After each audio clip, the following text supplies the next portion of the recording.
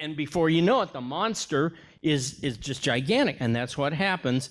It grows and grows and grows until in 1860, northern man of northern principles. And look at the size of the government this guy has. And the same thing happens with Trump. This giant thing that they built is all of a sudden in the hands of the wrong guy. So regarding your principle, though, I did notice that there was one exception, and that was when the president died soon into his office. So Tippecanoe and Tyler too, right? Yeah, you could get a Virginian if it came by way of death, but I'm talking about Southerners who were elected. Actually elected the presidency. So let's fast forward beyond the Civil War, and you have the spoils system that's now growing out of control. You have Americans that are now beginning to realize that this is a problem, not necessarily because of deficits or the size of government, but because a lot of these people were corrupt and incompetent, right? They just weren't even any good at their jobs. I mean, maybe they helped elect somebody. Right. So tell us a little bit about the, how that began to be whittled away by Chester Arthur, and then finally Grover Cleveland came on and was the first president so far to serve 2 non-consecutive terms. Right. I use Cleveland as the model for Trump. But anyway, Arthur comes in. He's the first one to really run on doing something about spoils. And you had this group called the stalwarts who don't want to touch the spoil system. They're very happy with all the corruption and with all the giveaways, right? And so Arthur comes in and he's going to reform things. And what happens? One of the job seekers that he turns down kills him. I'm Charles Guiteau, and now Garfield is president, right? I'm sorry, Arthur is president. He shoots Garfield, and I'm Chester Guiteau, and I'm gonna make this stalwart a president, because Arthur had a great reputation as a spoilsman. And one of the most amazing things in politics that really hasn't happened since, you get a guy who has a come to Jesus conversion after he gets into the office. And he gets into the office and he goes, you know what? The other guy was right. We really should do something about all these spoils. And because all the stalwarts are going, wait, what? You can't do that. No. And he starts to work on it. But Arthur had his own problem, which was Bright's disease, which was a fatal disease back then. And he couldn't run for re-election.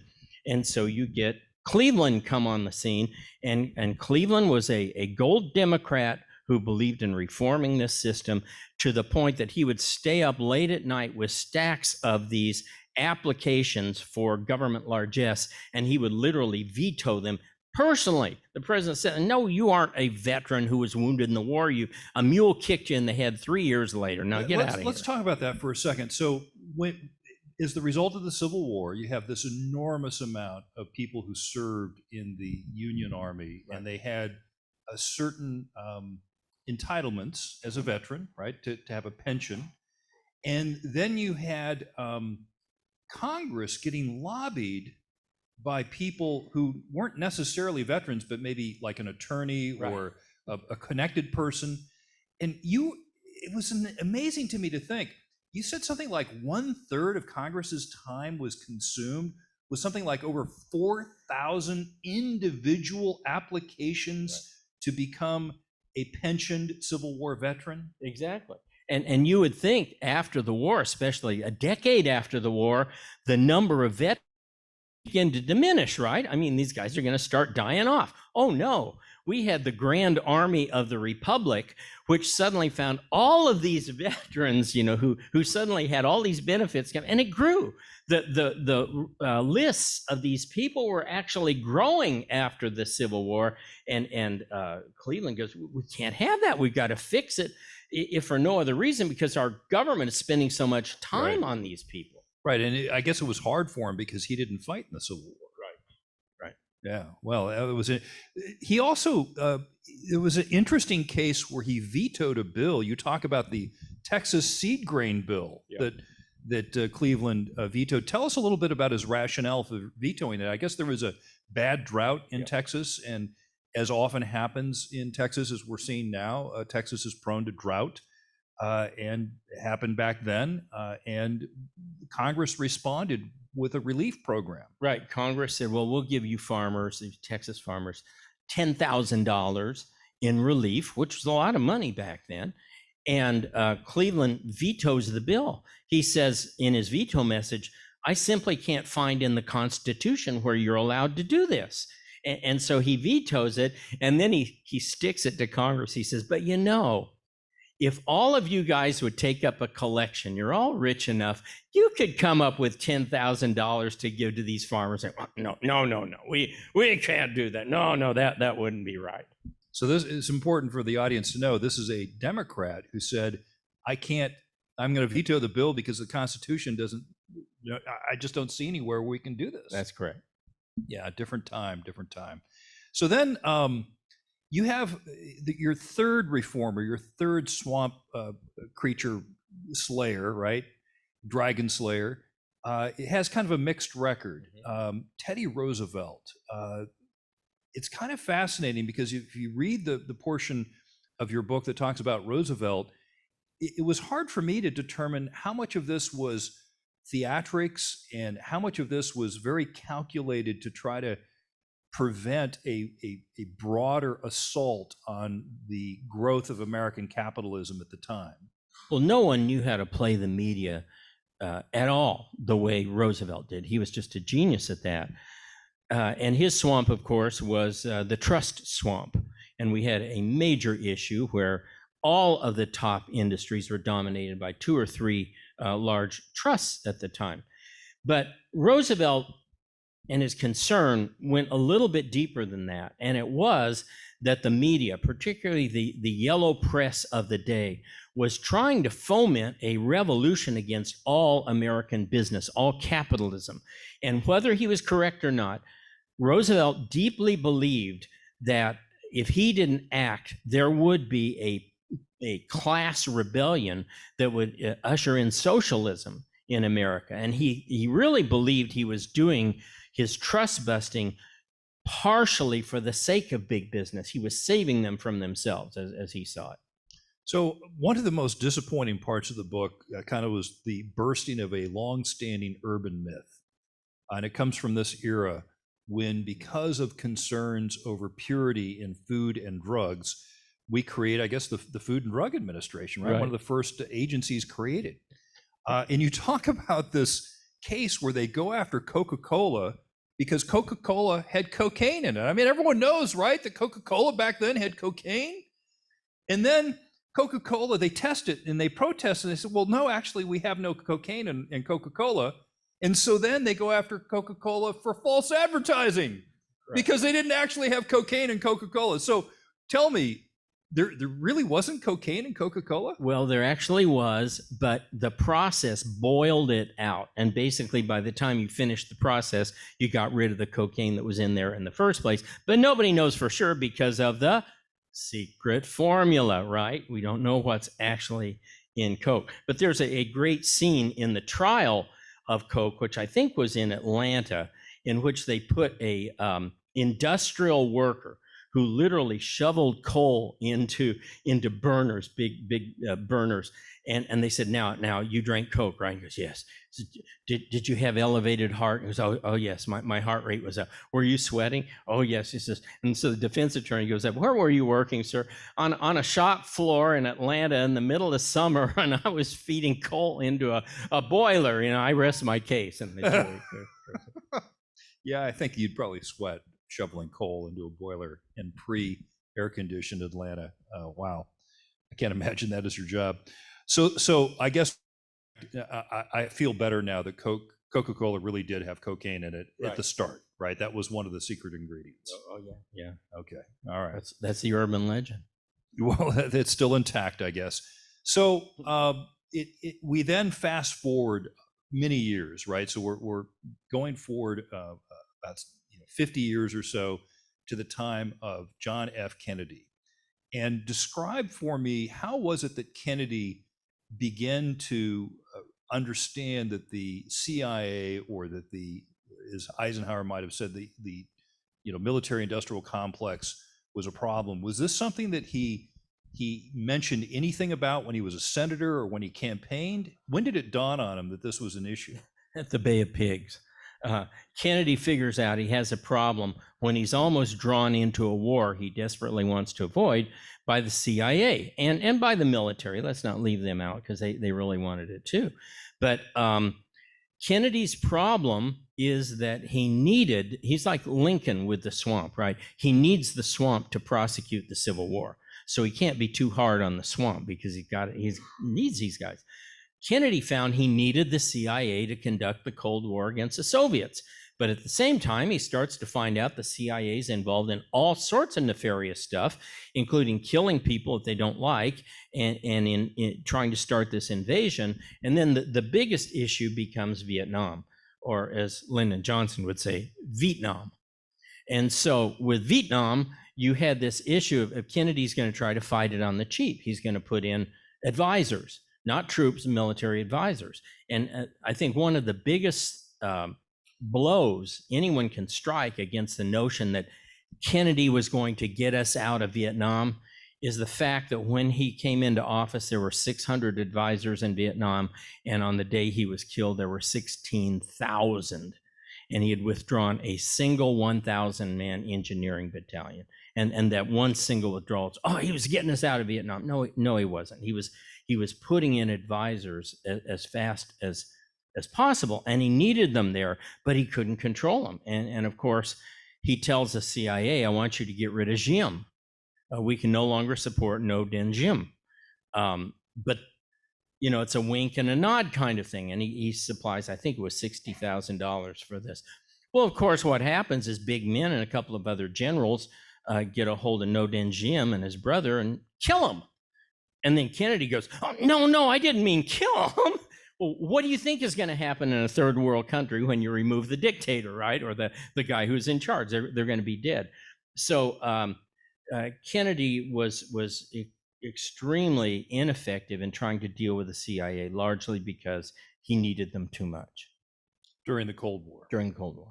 Tell us a little bit, too, though, about the challenges that he had with the Joint Chiefs of Staff and with his Defense Department.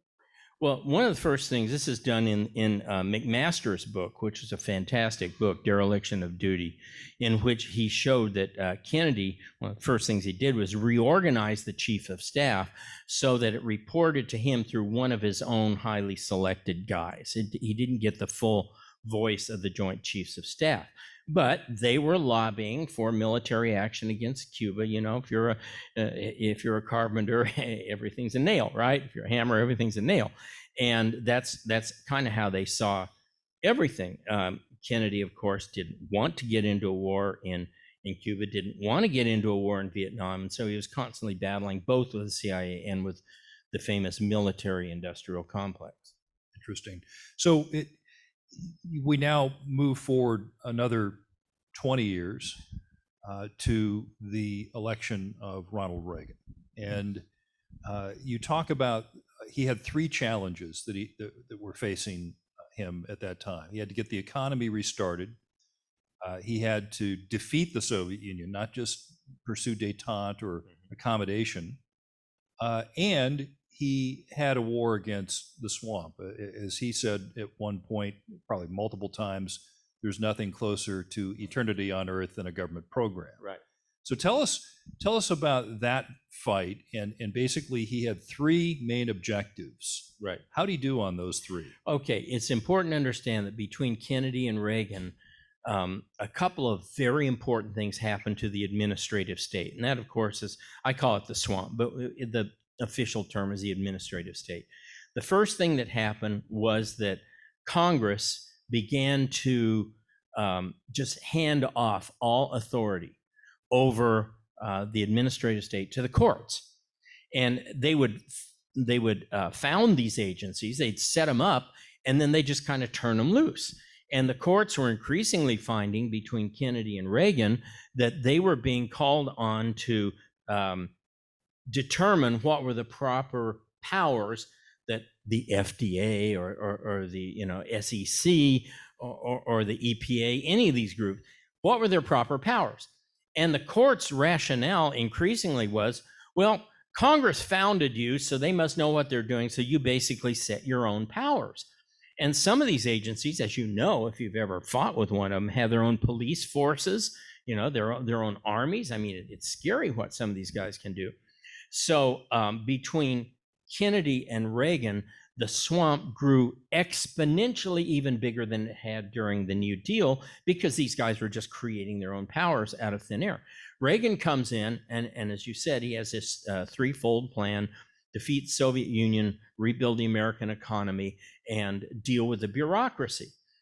But like Kennedy, he finds he needs the bureaucracy to help defeat the Soviet Union. And he can't begin to cut back on the bureaucracy till he achieves the goal of defeating the Soviet Union. And you're quite right. Reagan was about the only one in DC who believed you could defeat the Soviet Union, not just live with them. Everybody else thought he was nuts. He says, no, we're going to beat these guys.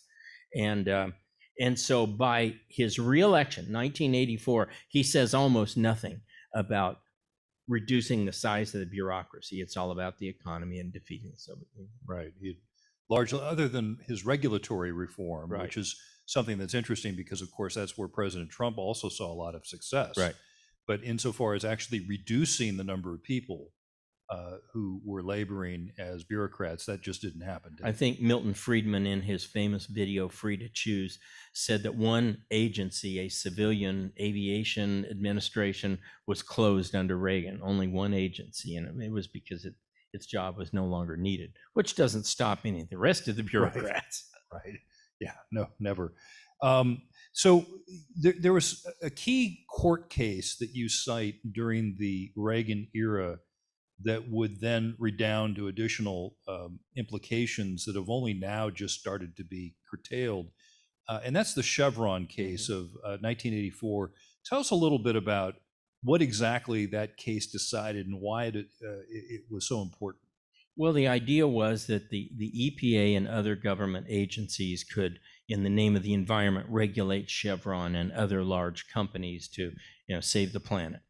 And so when you jump ahead to Trump, it is very interesting. I talked to Steve Bannon about their criteria in picking Gorsuch and Kavanaugh and Barrett.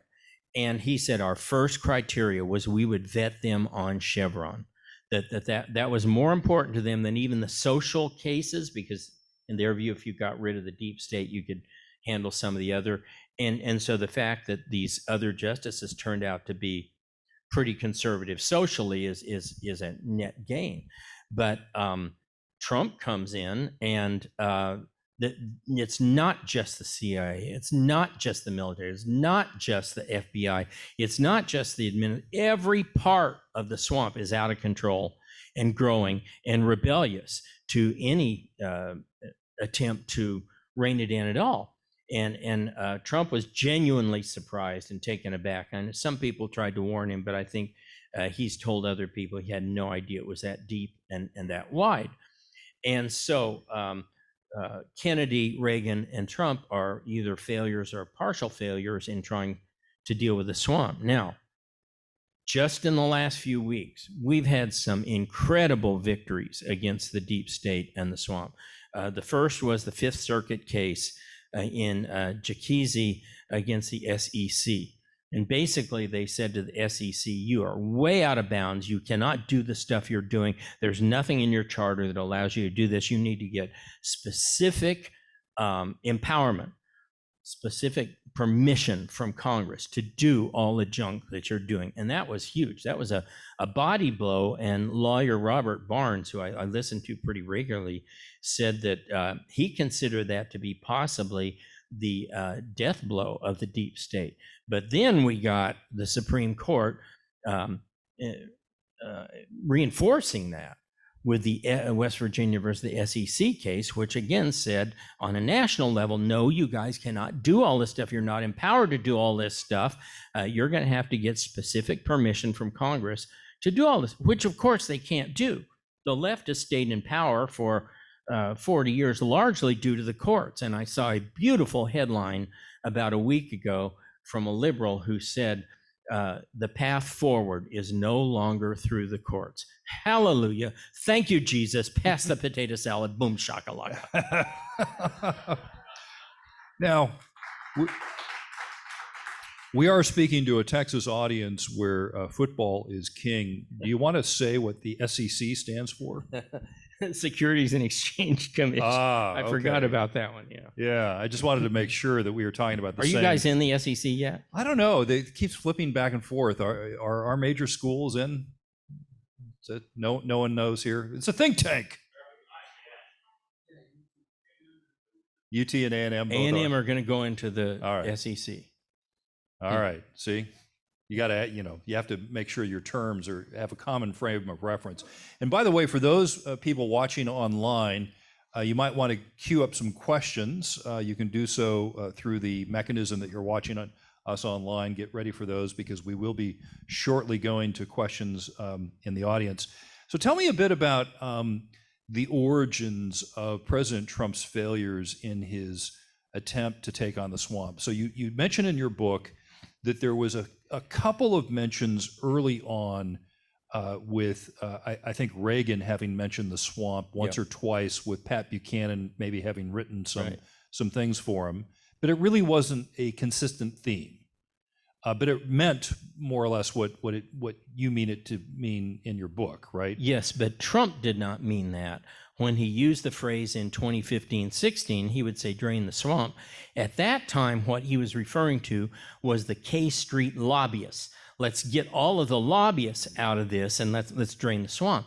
And it's only after he got in he started issuing executive orders, or he would start delivering orders to some of his cabinet officials, and nothing would happen. And there's a great story by Amanda Milius, Director John Milius's daughter, who worked in the State Department, who said that they would draft these orders in the State Department to go out to all of the embassies around and consulates all around the world. And they'd find out later that none of them had been implemented, that they would just thumb their nose, right? Just ignore them. And then it doesn't help that Trump was trying to play nice. He was trying to, let's see if we can't all work together. And so he brings in people like Reince Priebus, or is it my nickname for him is Rinse and Repeat Priebus, or people like this who are genuine swamp monsters. But he's going, let's see if we can't fix this. And of course, they're stabbing him in the back at every opportunity. And he puts, after a short tenure by Pompeo, he puts in Gina Halspell at CIA, who is nothing but swamp. And then later we find out that the FBI is double-crossing him every single opportunity. God knows how many FBI agents were at the January 6th or Patriot Day activities, as I call it. And so the task before any new president, if it's Trump again, he's got to come in with the Terminex van and 6 flamethrowers. I mean, he's got to come in ready to really do serious battle. I think he knows it now. I would feel better if he had like 100 Steve Bannons with him. So tell me a bit about some of the president's mistaken trust or confidence in some of these high-ranking military officers. So specifically, I'm thinking of 2 retired 4-star generals, and then of course, although you did favorably cite his book about the Vietnam fiasco, I think Major General McMaster was potentially also problematic. So tell me a little bit about, perhaps you didn't really go really in depth in your book about this, but is there, how is it that 4-star generals are also part of the swamp? I mean, tell me about that. Oh, well, Eisenhower said, you got the military-industrial complex, and they're very much, it's like a 3-way play going on now between the State Department, the Treasury, and the Pentagon in Ukraine. And you've got the Treasury going, this isn't going to work, folks. This is going to cost us money. We're going to get inflated here. It's a big, big problem. State Department goes, no, more money. And the military-industrial complex, of course, going, more. We need to test these weapons. And then the Ukrainians are going, they don't work. And no, let's send them some more weapons, right? So Trump had surrounded himself with a number of generals like Kelly and others, thinking that they would be adherents to the president due to the chain of command. And we find out with people like General Milley, or my nickname for him is Thoroughly Modern Milley, as we found out with Thoroughly Modern Milley, that these people were conspiring against the president every step of the way. And that makes it extremely difficult to get anything done. If you can't trust the FBI, you can't trust the CIA, and you can't trust the military, you're not going to go very far in Washington. And so right now, a president has 3,000 direct appointments. It's 3,000 or 4,000. It's right in there, 3,000 direct appointments. Many have been taken out by Cleveland's reform, which was the Pendleton Act. And I could go into how the Pendleton Act actually made patronage worse. We won't go into that now. But the fact is, a president can name about 3,000 people. When Reagan came in, his top 300 had already been vetted, largely thanks to the Heritage Foundation, and had been run through the senators. And basically, he got 300 people in and confirmed by the end of March. Trump, by the end of his term, still didn't have a lot of his appointees confirmed by the deep state. They would just stall and stall and stall.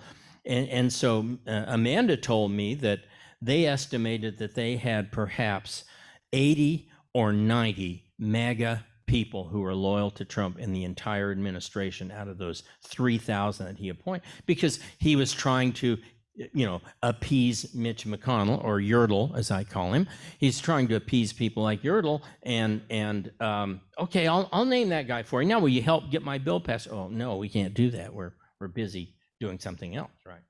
So that's a situation today. Now, Bannon, and we have some solutions to this. One is an idea from Bannon I think is very, very good. You begin to buy out the top people in these bureaucracies. It costs a lot of money, but folks, this thing is costing us a fortune as is. Believe me, we would save money doing this. You buy out the top people, and when they're out, you close that position. You shut down that position. And Bannon's rationale is it's almost impossible to close out a whole agency. Everybody in the agency will fight for it, but nobody's going to fight for the guy over them. That just basically makes their position more important, right?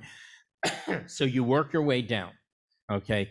Obviously, elections are important, and we need people who start to have an awareness of the deep state. I've spoken with one very prominent congressman on the Intel committee who just completely agrees the FBI is totally out of control. We need to find a way to completely remake and shed this thing, but we can't do it till we have some sort of replacement. We need some sort of federal enforcement agency. So those are two ways in which you can begin to drain the swamp. And I think a third one Trump started, and it was a great idea, and that's start moving the offices and the agencies out of DC.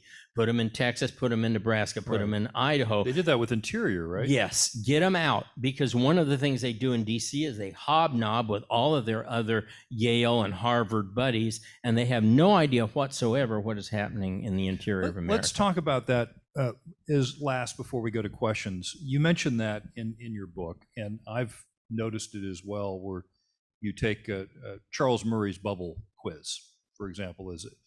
I don't know how many folks have heard about Charles Murray's bubble test, but it's a fascinating test that basically looks at how much you are essentially someone who comes from the American elite based on what sort of culture you follow, what kind of film or TV shows, if any, you watch, what sort of neighborhood you grew up in, et cetera. And something you might be fascinated with, I had about 3 years ago, I had everyone in the foundation take the bubble test. And I presumed that because we're in Texas and because we're a regional think tank, that our test would look like America. And it did, right?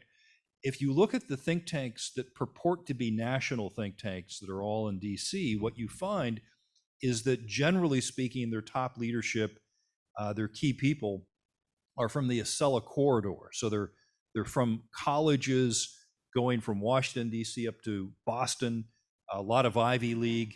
And you look at that and you think, wait a minute, you're not a national think tank. You're really a regional think tank masquerading as a national think tank. So you mention in your book how at one point in American history, you started to get this reinforcing mechanism where the managerial class, the high-ranking bureaucrats, key people in our country and in our government were pretty much all drawn from a fairly narrow slice of both geography and social strata. Right, and I can't take credit for that. That's Murray's book called Coming Apart. Fantastic book. You've got to read that. And I used to give the bubble test to my students, understanding that there were a few things that they were a little too young to have done. But one of the things is, have you ever been to a parade that was not a gay rights or women's liberation parade? Or how do you know anybody who smokes? Or have you ever watched Jerry Springer all the way through? Or things like this. There are 25 questions. There were a number of military insignias. Can you say, what are these military insignias?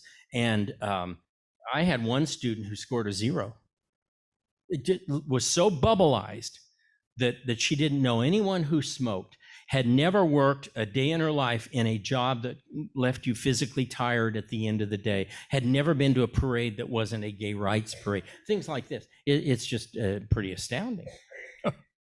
Well, now be careful now, because you're talking about our leaders when you say it's astounding. Right? Well, but Murray cited these super zips that were determined through a combination of IQ, and he used Ivy League colleges, what college you went to, as a proxy for IQ and wealth.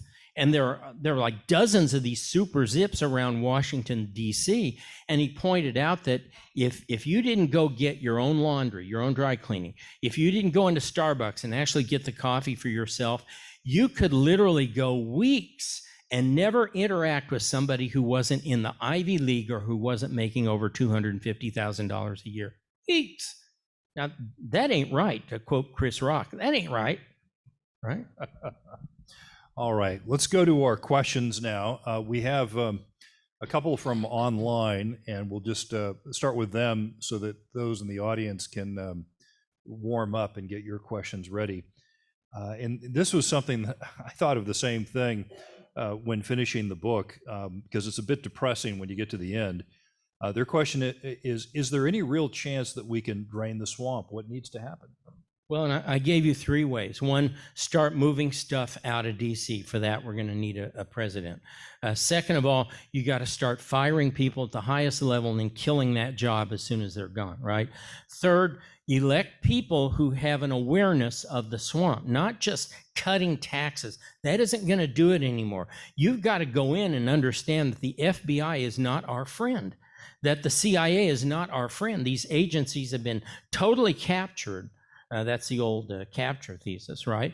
By the people who run them, and they have nothing in common whatsoever with most Americans. And then a follow-up is there anything that an everyday American can do to help drain the swamp? Yes, vote, vote, vote. Be aware of who these people are. They're not your friends, right? You need to understand that. And if you're ever asked a question by any FBI agent anywhere, your answer is, I want my lawyer. And the reason for that is? You will end up in jail like the J6 people who didn't even go inside the building a year later. Well, because even if any person from the FBI asks you anything, if you lie, it's a felony, right? That's right. Yeah. You have to be careful about that, right? I know nothing. I know nothing. All right.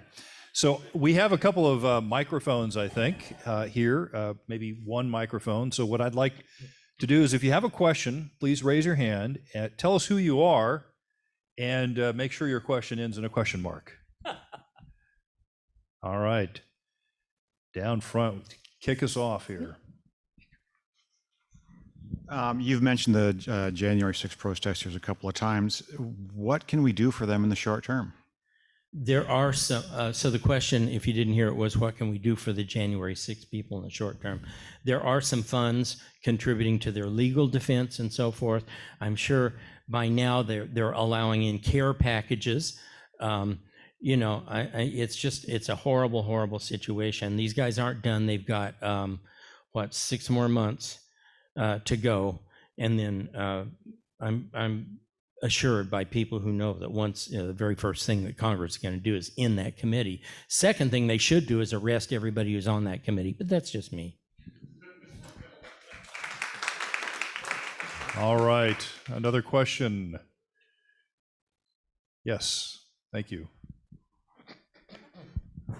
Yes, Roger Harden. My question is the swamp starting to get into the local level? You look at our police forces in the city and things like that, they're being sucked in, and what can be done to address that? Right, and the Soros DAs was the first wave of this kind of stuff. He was brilliant in seeing that the way to get through and start to change society is you get all of these pro-crime DAs in place, but for every action, there is a reaction. And we're seeing, for example, in Washington State, they're losing cops like crazy. New York City's losing cops like crazy. Chicago, or as I call it, Benghazi by the lake, is losing cops like crazy because nobody wants to go out there with a target on their back and go through all of this, gender transitioning stuff while you're supposed to be out there catching criminals. So there will be a reaction, but yes, it's coming to a neighborhood near you. That's why local elections are very, very important. So, Larry, tell me a little bit about the connection, following on to that question about local government, between the beginnings of the philosophy that created the progressive movement, starting in Germany and coming to America with people like Goodenow, and this theory that representative democracy bound by the Constitution was this archaic way of governing that wasn't really up to the industrial age that we were living in. Because when I hear questions about the local swamp, what I think about is the system that we've created where you have city council members who are essentially like boards of members of a board of directors, and they hire a professional manager that then actually administers much of the city's functions, removing the people who have been elected by the people from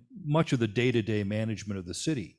So is the rise of that progressive philosophy that much embodied by Woodrow Wilson that said the Constitution's obsolete and we have to have a kind of this professionalization, isn't that really connected with many of the problems that you identify? Right. I'm a business historian, and that's my background. And it was in American business where the professional managers first got their start, mostly in the railroads, right? And it worked pretty well in business, that you had people who could kind of take over and run a company that was too big for one individual to run. But very quickly, the progressives said, oh, well, that worked well in business. Let's apply it to government. And so they started to use these professional managers in government. I'm convinced that today, what you see in so many of these corporations, from Nike and some of these others, is that the professional advertising and marketing departments have really captured the companies. I don't think the CEOs are this crazy. I really don't. I think they've been captured by professional marketing departments who have control of what? The numbers. Anybody who's worked in a business or academia or whatever, we had a chairwoman at the University of Dayton. You could never beat her in an argument because she always had the numbers, right? And so a CEO will go into a meeting with all these younger woke marketing and advertising people, and well, we need to market to this cohort and that cohort, and we need to show 2 mommies in every single ad and things like that. And they don't have the numbers to fight back against this. Okay, well, you're the professionals. I guess that's what we ought to do. And I think that's why you see the marketing that's out there today. It's Right. just insanity. Wasn't there also, though, the case, if you go back, and because you mentioned this in the chapter about Reagan, where Clarence Thomas got his start with the Equal Opportunity Commission, where they were shifting from these amorphous class cases to no, you actually have to prove as an individual that you were discriminated against. And what was interesting is shortly after that, you started to see these big class action lawsuits led by people like Jesse Jackson, where they would not only win a large settlement for Rainbow Push Coalition, but they would also win through the legal process a commitment by the company Right. to hire a certain percentage of people and to establish new practices with Right. the human resources department that, as we have now seen decades later, in many cases have metastasized to critical race theory and to other things that companies think they have to do to potentially avoid getting sued again. I mean, that seems to be a challenge as well. Right. And just for the record, it's the Reverend Jesse Jackson, as the great Rush Limbaugh used to say. And, you know, I've always wondered, I never saw him preach a sermon. I think the only time I ever heard him say the words Jesus Christ were when he fell down a flight of stairs. But at any rate, you've got, you've got this commitment to build into the system the momentum to keep this going. And thank God the Supreme Court is cutting into that big and huge. Folks, I'm telling you, the last 3 weeks have marked a tectonic shift in the entire groundswell in DC, and the liberals are going nuts. They don't know what to do with this, because you know what's coming up in the fall? Affirmative action. And that one's going to be struck down too, I think, and you're going to get the state courts intervening in legislative affairs, in voting struck down. I mean, it's like a tidal wave that's coming, and this is because you now have to go back and reform all of these agencies in line with what the court just said, and that's going to be delicious to watch. All right, question down here. Thank you. You know, I understand that this is sometimes, to me, I'm almost 80, and it's mind-boggling to me about when you start reading about some of this stuff that's going on, and you get involved in one thing leads to another thing, and it builds. And how do you break that down? Like what's going on right now with Trump is that they're trying to keep him, that if he becomes president, he will have nobody that he can be, that can work in his administration, because they will have not demonized him, but destroyed him through the courts. Well, they're going to try. They're going to try, and you know, I don't think it's going to work. First of all, like I say, we've witnessed 3 or 4 weeks, 5 weeks, the most amazing court, not just Supreme Court, but even in these district courts and circuit courts, amazing turnaround. Second of all, Republicans are going to win huge in November. I can't tell you how big.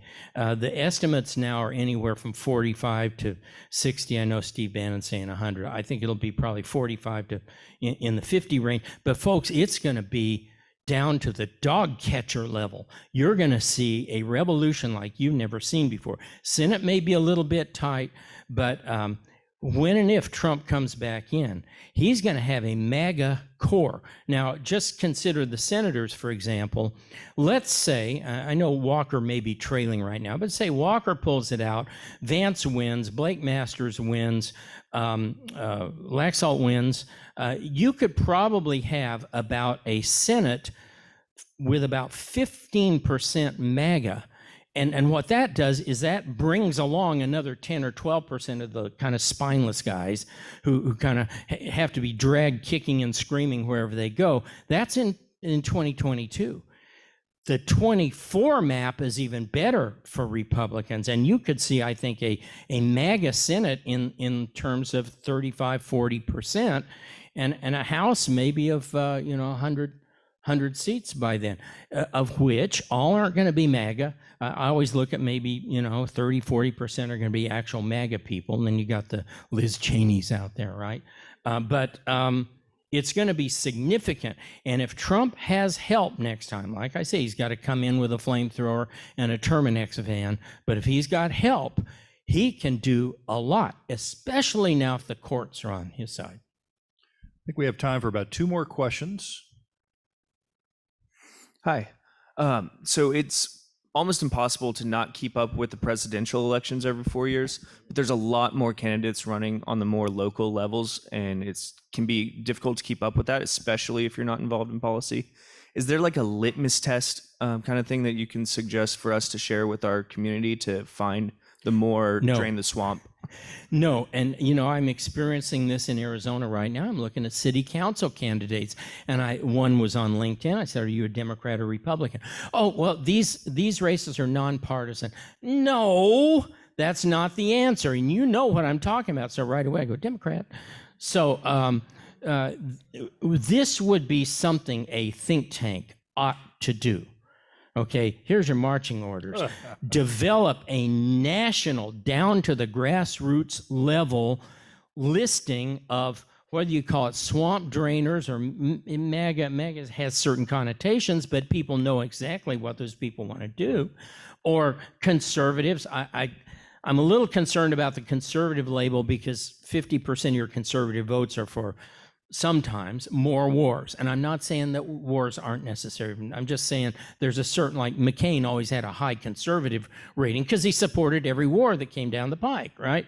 So this would be a phenomenal benefit to the American public if we had a national database that right down to the grassroots level said, okay, Gene is running for Chandler City Council. Who is Gene and should I vote for? Yeah. I think one good rule of thumb that is universal is ask the person why they want to run. And I divide local candidates especially, but even people at federal office into two categories, the wannabes and the wanna-dos. So if someone says, I'm mad as hell at, and he lists 3 things that he's mad as hell at, or we can do better and these 3 things need to be changed, that's someone who wants to use the power of that office to do those specific things. And then you can agree or disagree on those things. If you hear someone say, I want to give back, run, right? Because first of all, were you a thief? What the hell did you take, right? And secondly, generally people who say, I want to give back to the community are running for the prestige of the office. They're running for the resume entry, and they don't have an agenda. So why would you waste your vote on someone who doesn't actually want to use the power of the office to do something with it, right? So that's what I do at the local level, right? When somebody says, I want to give back, I say, okay, show me your tax form and let's see how much you donated to charity. I'll never forget that year that Clinton published his tax form and he gave his underwear. He wrote off his underwear to charity. Which, never mind. We I won't know, go. don't go there. Yeah, no. No, wouldn't be prudent. One more question. Andy McFarland, internet activist. You mentioned lobbyists, you mentioned the captured in the regulatory world, the FCC, FTC, FERC, and I think they're as tied together as anything. And I think that's the alligator in the swamp. Swamp is such a broad term, but being in the internet industry, we've been regulated out of business 2 or 3 times. And that capture by that industry is something that I think needs to be addressed a little more specifically. You briefly mentioned that, but am I wrong? No, you're right. And of course, when the Republicans had the House and the Senate and the presidency, did they do anything about regulating big tech? No. Thanks, RuPaul, Paul Ryan. Thanks, RuPaul. Right. So you know what I call Nancy Pelosi is Botoxic. So this is something that a new president and a supportive Congress need to address, because you can't have YouTube deplatforming medical doctors who said, it might be wise to use ivermectin or hydroxychloroquine after they had been proven treatments for 50 years and say, oh no, you can't talk about that because Dr. Fallacy says, right? Well, Larry, that's called closing strong. Oh, one, okay, I was, yes. Before I got to tell you, I screwed up. I don't have but maybe 2 books out there. But what we're going to do is take a list. Yeah, you have to pay up front. But I will, yes, we do it that way in America. But when you do that, I will take your name, address, and I have a shipment of books coming home, and you tell me who you want it inscribed to, and I will ship you the book. Please go ahead.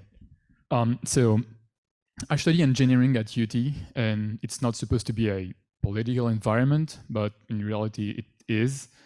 All the staff and professors are always pushing politics on us. I'll let you imagine what kind.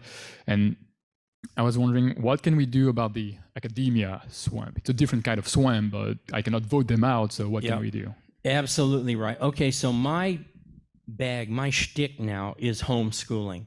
And I've been involved in providing a curriculum at the wildworldofhistory.com. You can get a bookmark. I have a U.S. and a world history curriculum for high schoolers. You could probably use it for freshmen in college, given the way things have been dumbed down these days. But homeschooling, I'll get to your college question. Homeschooling has exploded. It's gone from 5 million students about 5 years ago to at least 10 million. That's one of the convention guys' estimate.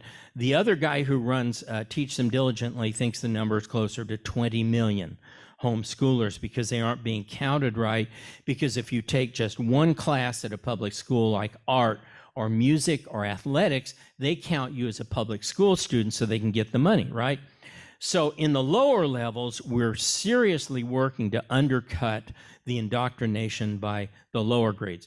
Universities, you didn't hear me say this, but you got to burn these things down. I see no hope for them. They are so politicized.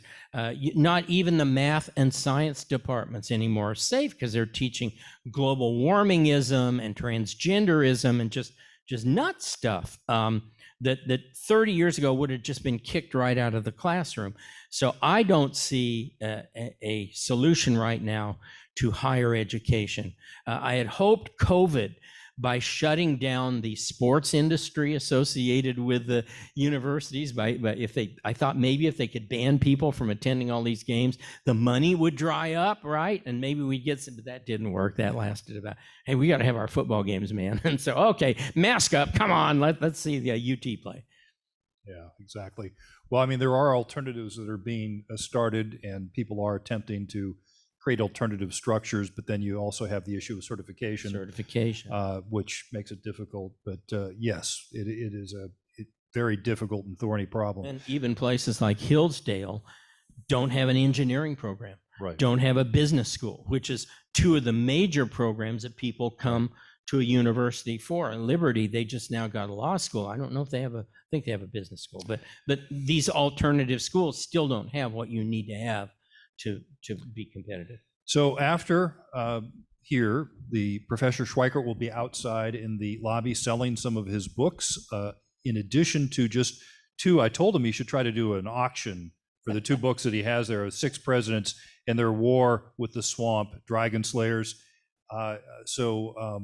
But there are plenty of other books out there as well. We have Patriots History of the United States, which is my New York Times #1 bestseller, folks. This just went into its 38th printing, 500,000 copies in print. And so it's just been an incredible book over the years. Thank you, ladies and gentlemen, for attending, and have a great afternoon.